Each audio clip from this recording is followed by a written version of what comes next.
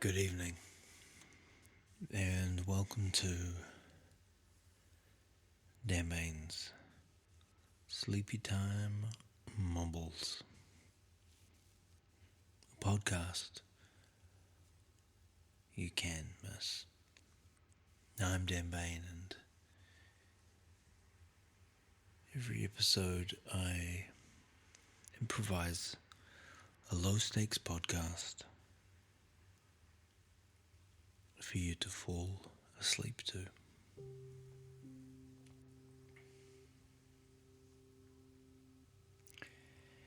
Good gracious friends, it's 2025, and before we begin the episode proper, there are a couple of things I feel I must bring to your attention. Number one, on March the 3rd, my other podcast, X-Men, the animated series re-examined, a show that I do with my dear friend comedian Javier Hakim, based in London, United Kingdom, and me, Dan Bain, based in Otatahi, Christchurch, New Zealand. We do that, and we rewatch episodes of a children's cartoon, and we aggressively banter about it. It's not a sleepy show, but if you are interested in the X-Men animated series, or two people talking, then boy, do I have a recommendation for you. Coming back on March the 3rd, New Zealand time. I don't know what that means. Anyway, I would also like to take a moment to share some listener mail. This listener mail was submitted on iTunes, which I think is Apple Podcasts. The title is Perfect Bedtime Medicine, 5 golden stars. They continue. Nothing makes me as sleepy as this show. His voice is so soothing. That's me, friends. Me. I am the voice that is so soothing. They continue. I listen to the Mass Effect from Memory episode all the time, and I've never made it to the end. Cry laughing emoji. Please, do more shows from memory. Well, you'll be pleased to know that Mass Effect from Memory was one of my favourites of last year, and there's a good chance that sometime this year I will do Mass Effect 2 from memory. Mass Effect 2 is my favourite Mass Effect. So maybe this will be my favorite from memory episode. Also, there are several other episodes from memory that you can investigate. Now, this message came from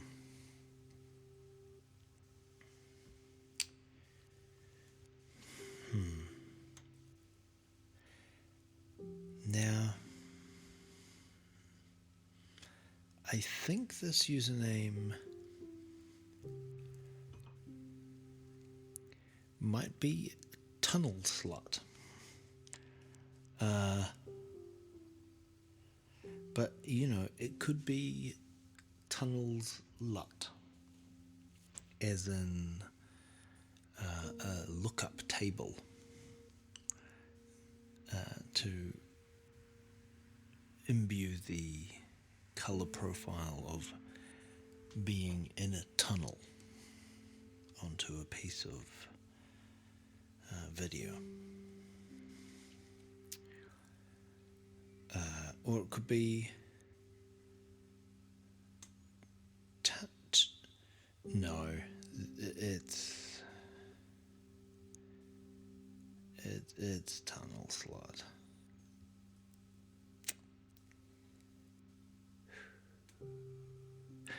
Well, thank you so much for that very kind feedback, and also for having a username that I couldn't avoid saying. Okay, if you would like to join a Tunnel Slut in contacting the show, well, I love a little contact for the show via 5 golden stars on Apple Podcasts or whatever method you like to listen to podcasts via. They usually give you some sort of star rating option. Okay, but they can wait. For now, put down your phone, turn off your screens, and close your eyes.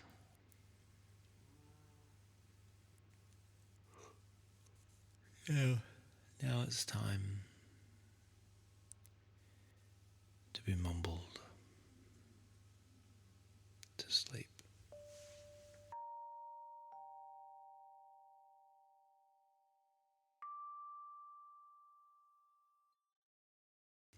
Season 6, Episode 2, Airports I Have Known. Friends, I've had the dubious pleasure of travelling to a wide range of different countries and cities in this world that we find ourselves in. And even as I find myself saying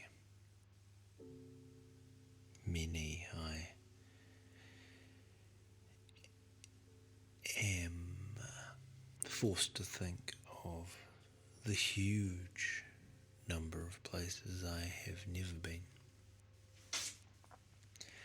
But perhaps comparatively, across an average, I have a slightly higher number of locations. Perhaps. I don't know. I don't know what's normal.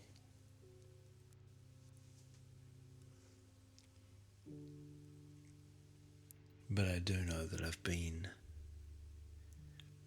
and I've spent a lot of time in airports, and I'd like to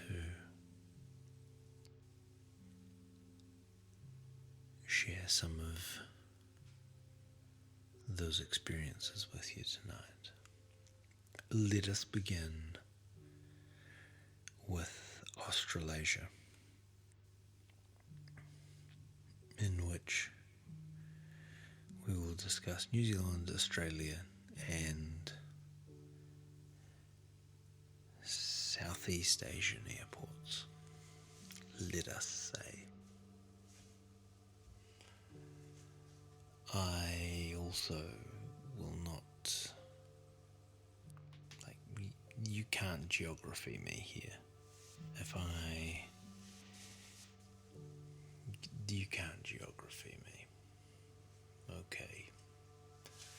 First of all, let's talk about New Zealand airports. And New Zealand airports are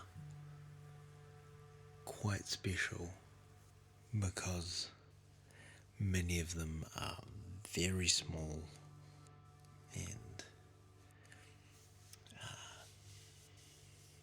very limited in the service they offer.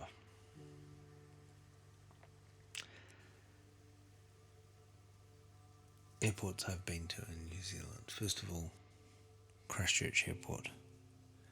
Christchurch Airport is the primary airport from which any trip that I have ever been on has departed from. Does that make sense? Ultimately, that is where it's departed from.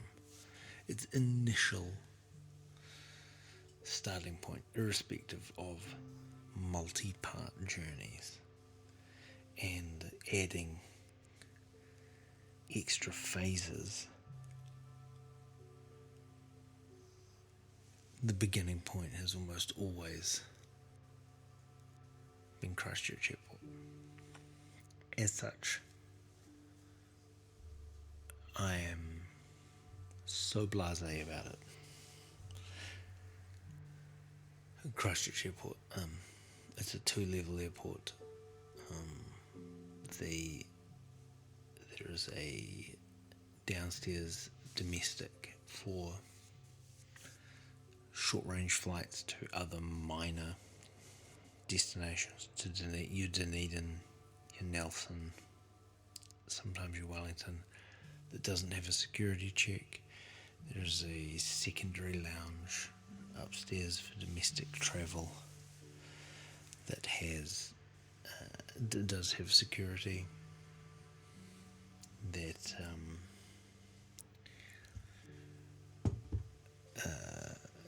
usually flights to Auckland, sometimes some flights to Wellington happen up here in the domestic lounge, and the international lounge, well, the international wing, I guess, of the airport is another.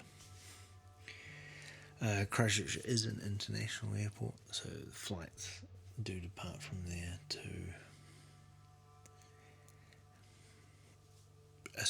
Australia, Asia, America, Europe via, etc., etc., Pacific Islands, all those sorts of things. As with all New Zealand's international airports, the customs department is aggressive in its prosecution of fruit, wood products. It's been my main experience at Christchurch. Also, cute drug dogs. Beagles, I want to say beagles. Alright, let's keep it in the South Island. Dunedin Airport. One of the worst. An appalling airport. Just not good at all. And I've spent quite a bit of time at Dunedin Airport. I got very drunk one time at Dunedin Airport to the extent that I was like, ooh, am I going to not get on the plane? But I kept it to myself. But an appalling airport, mostly because it is so far away from the city of Dunedin.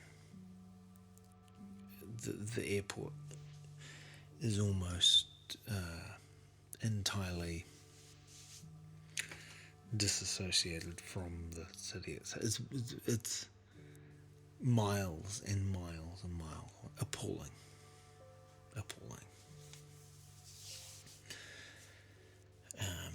Terrible airport.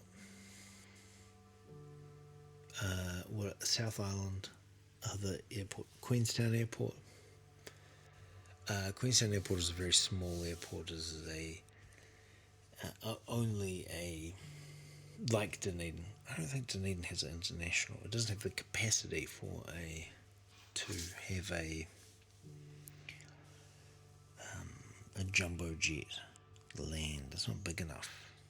They have no international flights.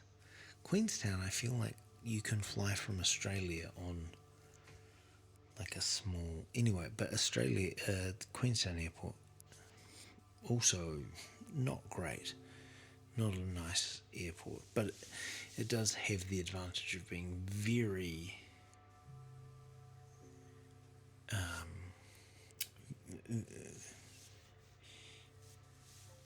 adjacent to Queenstown. It's close to the city is what I'm saying. Can you get a bus out of there? Of course you can't get a bus. It's Queenstown. Everything is expensive.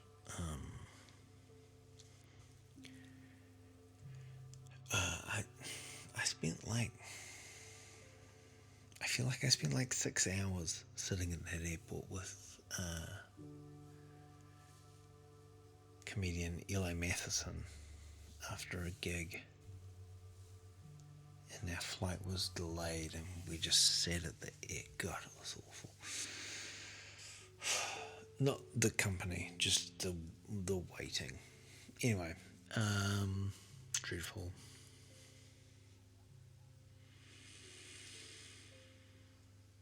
Nelson Airport is the other airport in the South Island that I've been to, and it is a very small, like 2-3 gates kind of airport, and it's also convenient to Nelson. There's like 2 cafes, and that's 2 cafes, 2 gates, 2 check-in desks, 2 seats available on the plane. Yeah. No surprises. It's a very small town airport. Wellington Airport, one of the worst airports in the country. Not for its resources, but for the fact it's in Wellington. Appalling airport. Wellington, of course, an appalling city. Just located in a giant wind trap, which is, of course, super unpleasant to experience as a person in Wellington, a citizen, be ye local or be ye tourist. Appalling either way, but of course this really comes to the forefront of your experience in Wellington when you are in a light passenger jet attempting to land, and you just get thrown back and forth by a ridiculous amount of wind as the plane attempts to land on one of the shortest runways in the country. Appalling. Horrible airport. And last time I was there I got COVID. So, also one of the only airports that I've ever been summoned over the loudspeaker for being drunk and not getting on my flight. That maybe I have to take some responsibility around that, but also maybe it's the location. Maybe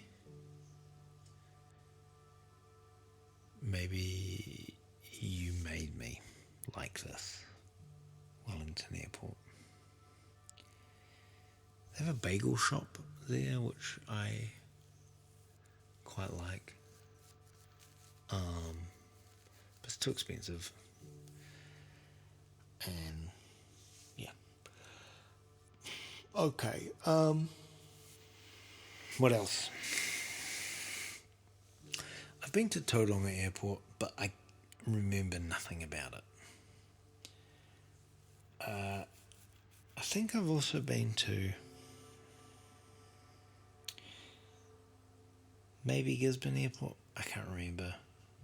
I've been to Gisborne a lot of times, or at least 2 or 3 times, but several of those times I caught the bus. I think did I fly to Napier one time? Maybe. Anyway, not sure. Can't remember. They're not good airports. They're small. Auckland Airport is, I guess it's probably the biggest airport in the country. It has its probably defining feature is the fact that it has 2 separate terminals. So the domestic departures and the / arrivals, and international departures arrivals, 2 separate buildings, 2 terminals. And so the exciting thing is when you either return to the country, you're leaving the country, you arrive in one and then have to walk for 20 minutes if you're a stroller to get to the other one. That's probably the defining aspect there. Spent a lot of time in Auckland Airport because it's so expensive to be in Auckland that you may as well just get out as quickly as you can by getting to the airport and just hanging out there and trying not to hemorrhage money.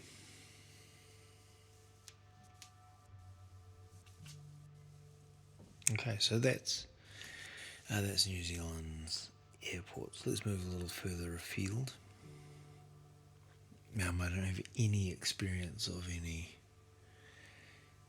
Pacific Islands, but let's move to Australia. I have some small experience of Australia.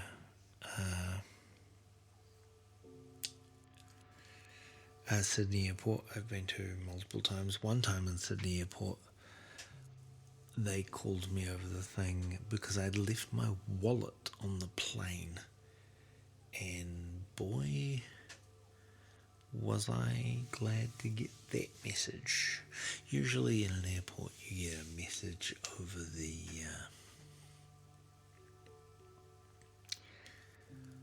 loudspeaker, and it's you're in trouble, or guess what, you're not going home today, or whatnot. But with that particular one, oh boy, that would have been a rough time if I'd arrived in Sydney, left the airport, and then discovered I was sans wallet.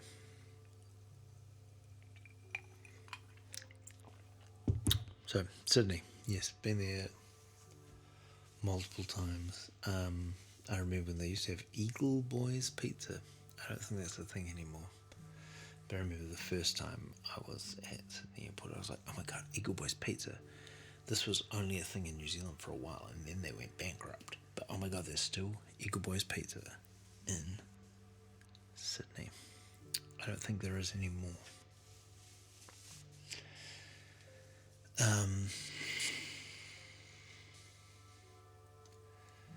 Adelaide Airport.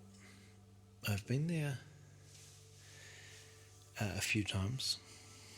I've spent a bit of time in Adelaide, so must have been there at least 3 or 4 times. At least 4 must have been. My main recollection of Adelaide Airport is not actually the airport itself, but the kind of the concourse outside of the airport when I first, the last time I was in Adelaide,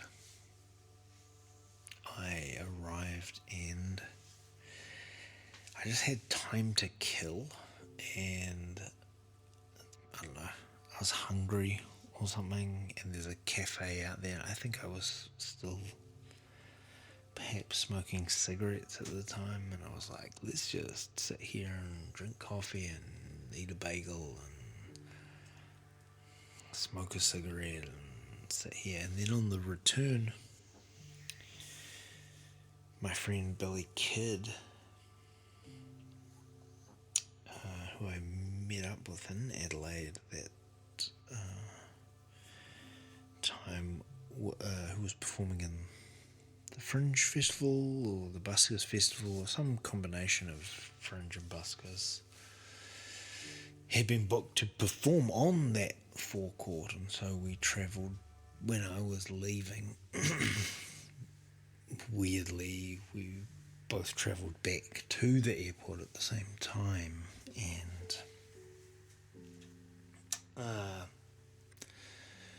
and yeah, I got my flight, and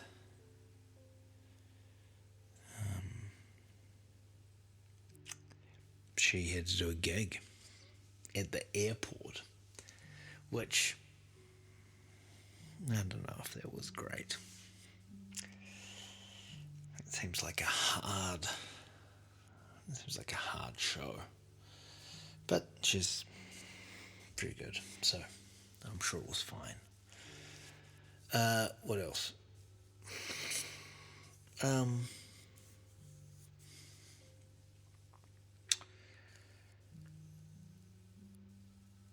I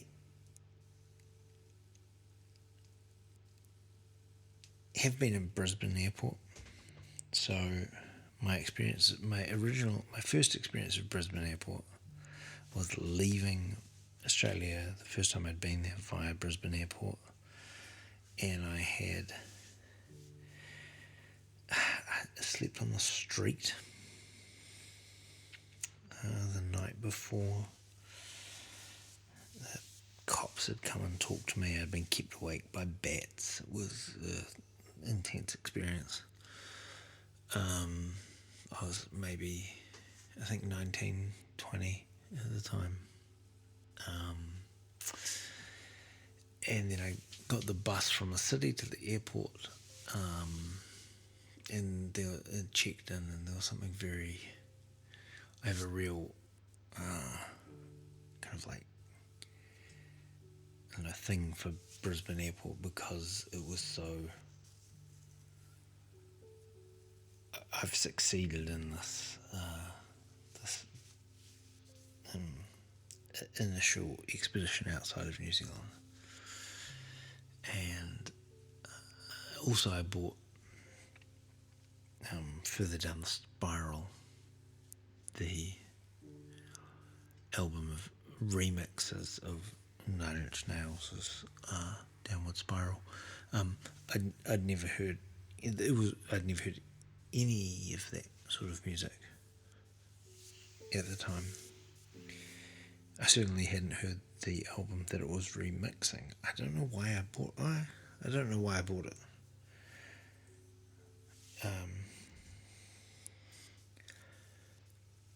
Yeah.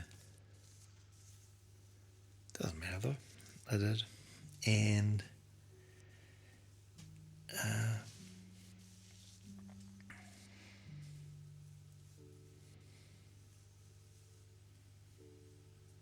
it's kind of frightening experience. Or just dread. As I'd run out of money. I had enough money to get the bus from where I'd arrived in Brisbane, the bus station, I guess, to the airport, and that was it. And I arrived at like 11 o'clock at night, and the bus to the airport, the first one wasn't until 7 o'clock, 8 o'clock in the morning. I was just a boy, so it was a bit nerve-wracking, but nonetheless, he persisted.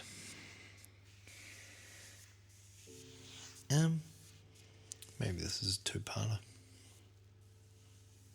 I'm not even out of Australasia. I've been in a lot of airports. That was Season 6, Episode 2, Airports I Have Known. Sleepytime Mumbles is produced by Noosed Octopus. It's hosted by me, Dan Bain. I also invented it. Yeah. You can subscribe to the show wherever you subscribe to a podcast show, and also to my newsletter if you would like to hear more about dumb things I get up to. Until next time, good night.